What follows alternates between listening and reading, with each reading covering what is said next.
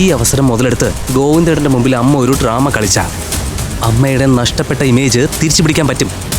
ഇതൊക്കെ മുൻകൂട്ടി കണ്ട് അവൾ ജീവിതത്തിൽ രക്ഷപ്പെടാൻ വേണ്ടിയ അമ്മ അവളെ അപമാനിച്ചെന്ന് തൊണ്ടയിടറി കണ്ണു നിറഞ്ഞ് ഗോവിന്ദേട്ടനോട് പറ. അമ്മയെ വെറുത്താലും അവൾക്കൊരു ജീവിതം കിട്ടിയല്ലോ. ഏട്ടാ, രഞ്ജുവിന് ഇനി ഒരു കുഞ്ഞുകൂടി ഉണ്ടാവണമെന്നാ ഞങ്ങളുടെ ഏറ്റവും വലിയ ആഗ്രഹം. പറയുന്നതിൽ എനിക്ക് വളരെ വിഷമമുണ്ട്. ഇവിടത്തെ കാര്യങ്ങൾ രാധികാമ്മ തീരുമാനിച്ച ഒരു കാലം ഉണ്ടായിരുന്നു, അതിനി വേണ്ട. സത്യം പറ, രഞ്ജുവും ധ്യാനും ഒന്നിക്കാൻ കാരണക്കാരിയായ എന്നോട് കണ്ണേന് ദേഷ്യമുണ്ടോ?